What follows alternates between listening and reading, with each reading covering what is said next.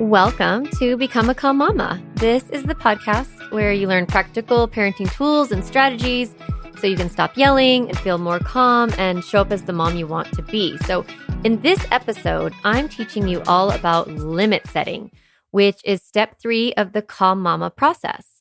So the Calm Mama process is 4 steps: calm, connect, limit set, correct. And today I really want to help you understand limits. So have you been looking for like a magical formula to get your kids to listen? For me, for years, I went to parenting workshops and I was like trying to discover this like secret limit setting formula. And I would go to these workshops, or this was before podcasts. So I would like listen to tapes, actually like CDs, and, read books and go to live workshops. And I was like, okay, tell me how to get my kids to listen. And I always left disappointed. Because most of these parenting programs, they would teach limits by saying, be firm and state what you want your child to do. And that was it. That was like their secret magic formula. Like basically be firm and communicate clearly. So I'd go home and I'd try their formula. I'd say like, okay, kids, brush your teeth. And I would use a very sweet voice.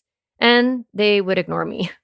And I'd say it again a little more firmly. I'd say, it's time to brush your teeth. Still no action. So I'd repeat myself a third time, brush your teeth now. And this time, like they might look at me, but they would still continue playing. I've already said it 3 times now. And that's when I could feel myself getting angry and my tone would start to get harsh. And I'd say, brush your teeth now. And my teeth would clench and my eyes would glare. And sometimes this like squinty eye, harsh tone thing would work. And the boys would like get up and start doing their, what they should do. And then sometimes not. And then by the 5th time, I would yell like, brush your teeth right now, or I will not read books to you tonight. And then this would typically get them moving. Does it sound familiar? Have you had this? Or where you have to like, your brain tells you, oh, they only listen when I yell, or, my kids don't listen to me, or I have to repeat myself all the time, right? So the example that I just described, I think of it as the command threat model. So a command is different from a limit because it doesn't include any conditions. A command is just a statement that tells your child how to behave, either what to do or what to stop doing. So a command is what your child can or can't do. Like it's like you tell them, this is what you need to do, or stop it. And a lot of times a command is followed by a threat. And most of the time, you don't even intend to follow through on that threat, right? You're just using the threat to activate your kid's fear cycle. You don't realize that's what you're doing, but the threat activates the fear in your kids. It actually triggers their amygdala and just, puts them into that fight, flight, freeze response. And then they react. Some kids become compliant at that point, and then some kids keep fighting at that point. So I'm going to give you some examples of commands that I've used throughout the years. This one happened at Disneyland. It was raining and my son had an umbrella. And I was like, stop spinning that umbrella or I'm taking it away. Another one that I've used, said before, is like, you better stop poking me in the eye or I'm canceling your play date tomorrow. Hold my hand or we are leaving. Like as if we're actually going to leave Disneyland or something. Make your bed right now or you won't have books tonight. Clean up all this slime or I'm throwing it away. We're not going to put up any Halloween decorations if you two don't stop fighting. Essentially, in this model, it doesn't really matter if you say it nicely or you say it meanly. Whenever you tell your kids to stop doing something or to start doing something, typically we tell them to stop, but it's a command. Now, when you make a command, you're kind of like hoping that your child will obey, right? You are just kind of giving them the command and then you have to wait and see, are they going to do it or not do it? You're putting all of your faith in like this immature brain that isn't good at delaying gratification. It hasn't developed executive function skills like time mapping, like how long things take to get done, or cause and effect. Like if I do this, this thing will happen. And they can't really forward plan. So you're communicating to a child and you're, giving them a command and then you're just hoping that they listen. But here's the thing. Kids, they don't know how to delay gratification. They barely understand cause and effect. They don't know how their current behavior is going to affect their future. They don't live in the future. That's the thing we love about kids, right? They live in the present moment. And that's really lovely. But we live a lot in the future, and we understand cause and effect, and we understand time, and we understand that things have to get done. And that's why kids have grown-ups, right? Because grown-ups do understand that if you only eat candy, never go outside, don't sleep, and watch YouTube videos all day for weeks at a time, you're going to get sick. Like, we understand this. Kids don't understand that actions have consequences. They need to be taught that concept, that the action they take today has an impact later. Sometimes that impact is short, sometimes it's long, but we teach them this concept. So when you give a command, keep in mind that you're talking to a brain that bases most of their decisions on whether something feels good or not. Most of the time, your kid's brain, it's going to choose to do the easiest thing, and that means not listening to you, right? That means not brushing their teeth or not cleaning up the slime or not stop playing with the umbrella. So when your kids don't respond to your commands, that's oftentimes when we go into the threat, right? We set up the or else.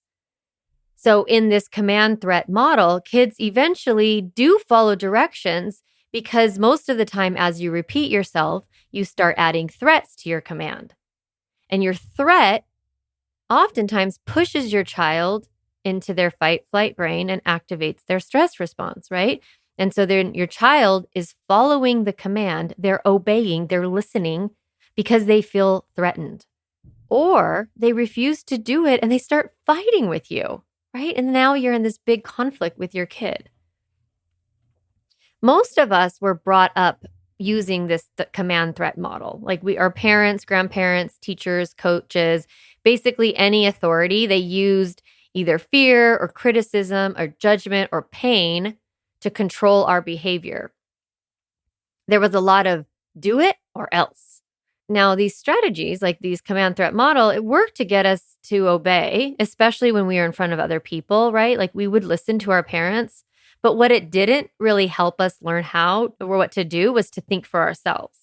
It didn't teach us how to manage our emotions. And it actually didn't teach us how to be internally motivated. We were motivated by the external, by either fear of getting hurt or fear of getting rejected or fear of getting criticized or whatever it was that our parent was threatening us with. And we definitely didn't have a good, strong connection with our parents. I mean, a lot of you have good, strong connections with your parents, but this model of the command threat, it doesn't actually help the relationship. It doesn't actually teach the skills that we want our kids to have, emotional management and ability to delay gratification, think before they act, right? So we want to be different, right? The parents that we are today, and if you're listening to this podcast, it's because you want to show up differently as a parent. You want to have your kids listen without using fear or pain or shame to get them to comply. So I love that you want that. That's what I want, right? The problem is that most of us have no idea how to do this. And that's what I'm here for, right? I'm here to teach you exactly how to set limits that work. Because the good news is that it's possible to teach your kids how to be responsible without using threats. Like I'm telling you, it's possible. And it's possible to get kids to think for themselves and make good decisions without using criticism and lectures. So with the Calm Mama process, we don't use commands and threats to control our children. We use limits. We say what they can do, not what they must do. We make statements that help our children think and make a choice. So I'm going to go through and teach you what is a limit, how to do it, and give you a bunch of examples. Yeah? Is that going to be helpful? Right? So what is a limit?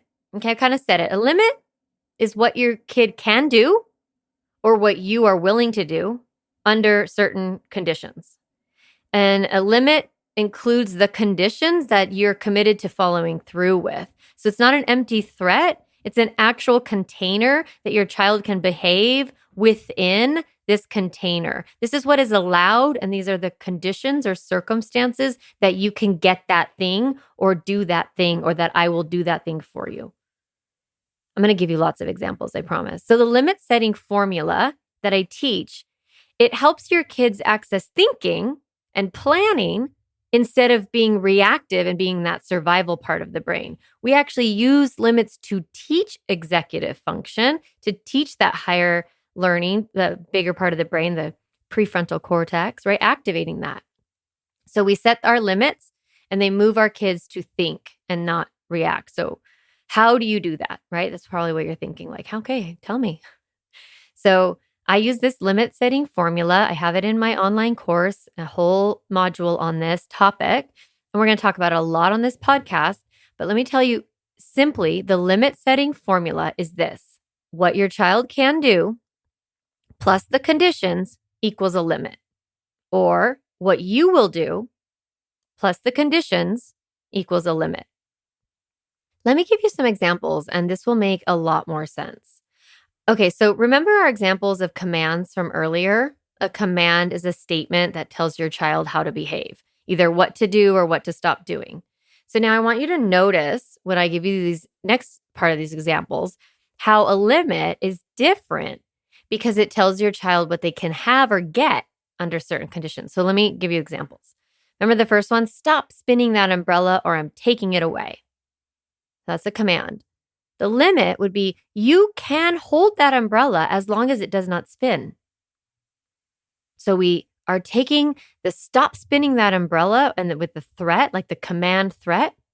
Instead, we're flipping it into telling our child what they can do under what conditions. So you can hold that umbrella as long as it does not spin. Okay, another example. You better stop poking me or I'm canceling your play date tomorrow. Okay, again, stop or else, right? You could better stop poking me or I'm canceling your play date.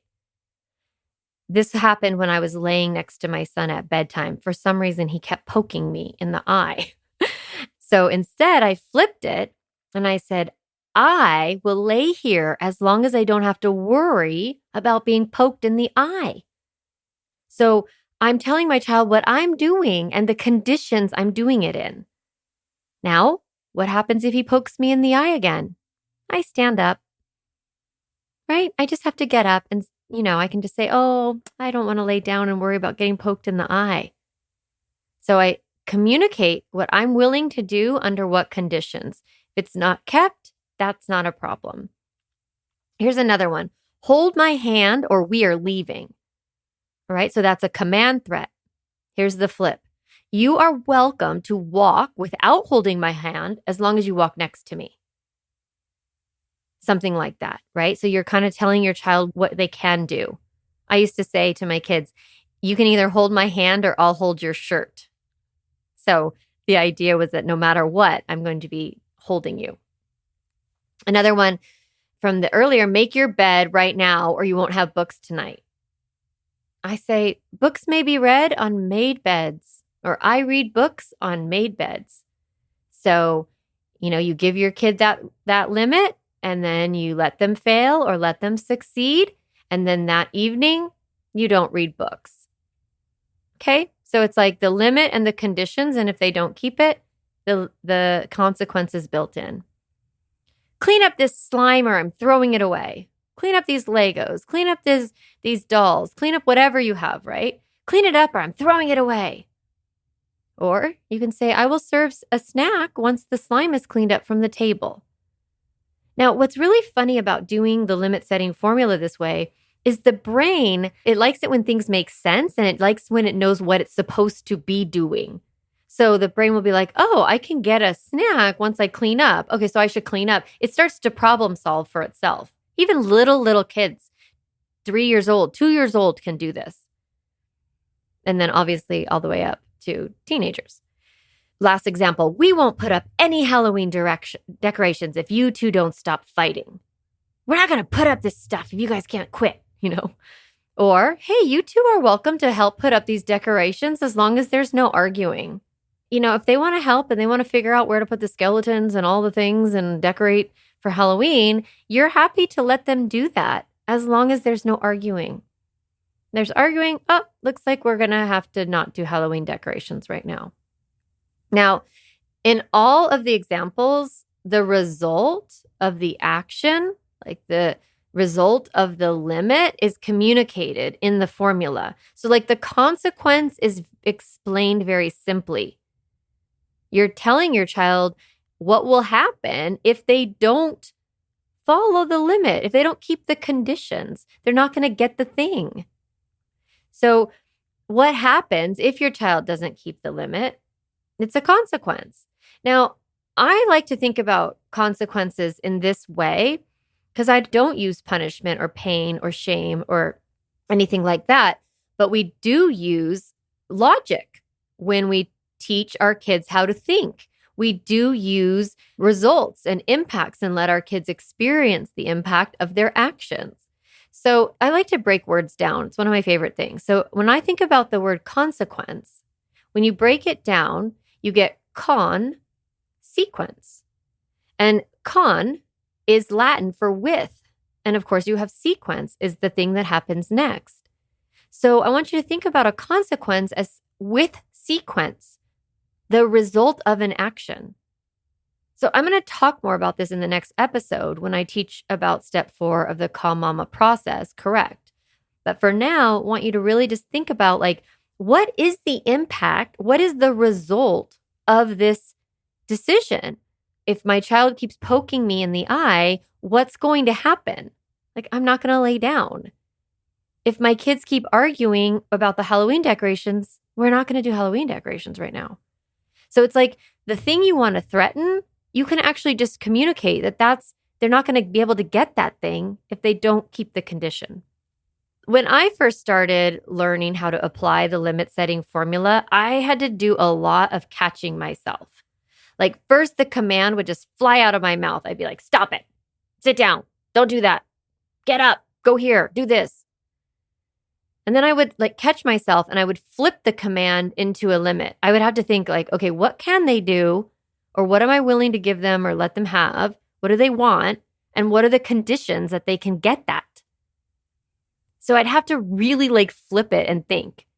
So you better stop hitting or you have to go to your room becomes you may sit here as long as you stop hitting. Give me that and get in your car seat. It becomes, I'm going to hold the lollipop and I will give it back to you once you are in your car seat and buckled. Now, if they don't get in their car seat and they don't get buckled quickly, they don't get the lollipop back. Stop screaming. Stop screaming. I can't drive. It's so loud, right? You get to just say, I will drive this car once it's quiet. Or I will drive this car as long as it's quiet. And it's not quiet, you pull over. So you're just showing your children what your conditions are, what your limit is. Get your pajamas on right now, or else becomes, I'm happy to read books to kids in their jammies before the timer goes off.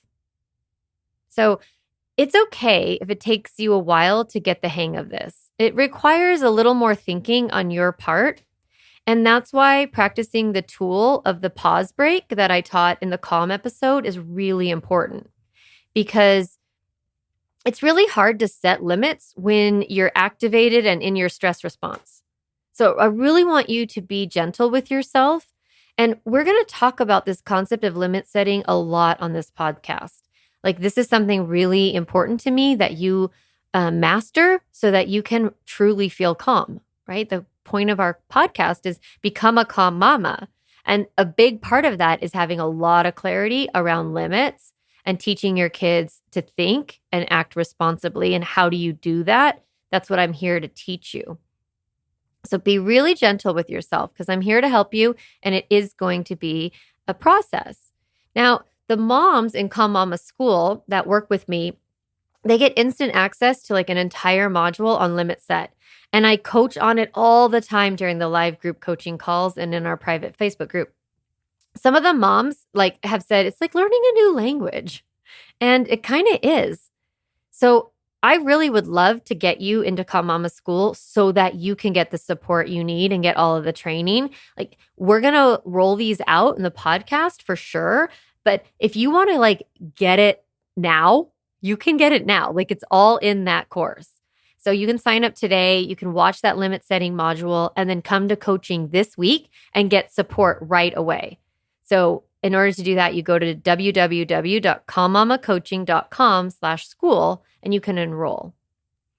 So let me give you another little side warning. It's kind of a warning, I guess. But when you first start doing limits, you first start communicating this way to your kids and using the limit setting formula, your kids are not going to, I say that they're not going to listen, but actually they do, because the brain loves to be told what it can do instead of to stop doing something. So, but a lot of times your kids won't keep them, or they won't even know what you're even saying. They'll be like, what? I don't know how to think like this, because you haven't trained them yet, right? You haven't taught them that their actions have consequences. You haven't taught them yet how to think before they act. They haven't experienced the results of their choices. So it may not be instantaneous, I think it does. A lot of parents use the limit setting formula. It is a little bit like magic. But kids are going to make mistakes. And the more you do the limit setting formula, the better your kids get at thinking and recognizing that, if I do blank, then blank will happen. Or if I do blank, then this thing won't happen. They learn to listen to you because you're teaching them that when they choose, literally when they choose to not keep your limit, they experience an impact, that it affects them. So the more you do it, the better your kids are at understanding, I should probably clean up the slime. Otherwise, I'm not going to get a snack because my mom said she won't serve snack as long as there's slime on the table, and she means it. So you don't have to repeat yourself 10 times. You say it once, you wait for your children to make a decision, and then a few minutes later, they're like, can I have a snack? And you're like, there's slime on the table. Oh, right. And then they'll clean it up. That's kind of how it works. So kids, they don't like commands, okay? No one does. And, but of course, rules and limits, they're necessary to keep everyone safe and healthy. This is just part of life. And when you have limits and there's consequences, the next thing happens, the result of their action happens, it's going to bring up all sorts of big feelings and resistance. And that's when I want you to reset, go back to calm yourself, connect with your child again using the connection tool, and then allow those big feelings to cycle through. So, all right, mamas, this is enough for today. And here's what I want you to work on. The biggest thing I want you to work on this week is catching yourself when you give a command. Just notice it. And then swap it into a limit. Do not judge yourself while you're doing it, okay? You're learning something new. It's okay if it's not smooth. It's okay if it's all clunky and your limits come out a little odd. Just laugh at yourself. Be gentle with yourself.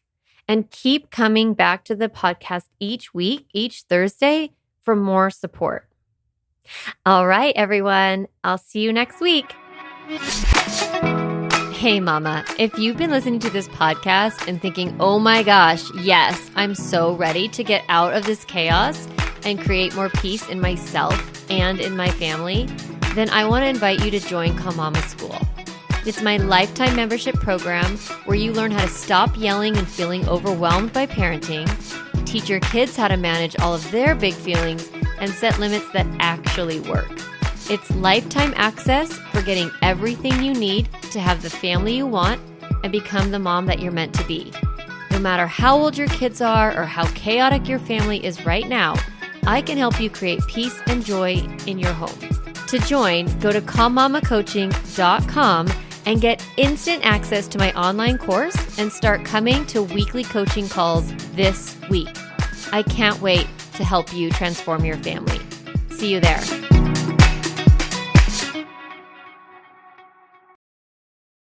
Hey mama, if you enjoyed this podcast episode, I want to encourage you to do two things. The first is go to my website, calmmamacoaching.com, and get a copy of the Stop Yelling cheat sheet. You'll get a step-by-step breakdown of the most important tool I teach, which is the pause break. And you'll also get 40 ideas to reset your body and balance your nervous system so you don't have to yell at your kids. You can get a copy of that, again, at my website, calmmamacoaching.com/stop yelling. The other thing I'd love for you to do is go to Apple Podcasts and rate and review this podcast so that other moms can discover empowering and helpful, practical parenting strategies just like you did today. Thanks so much for listening to the podcast. It means a lot to be in your ear every week and to support you on your parenting journey.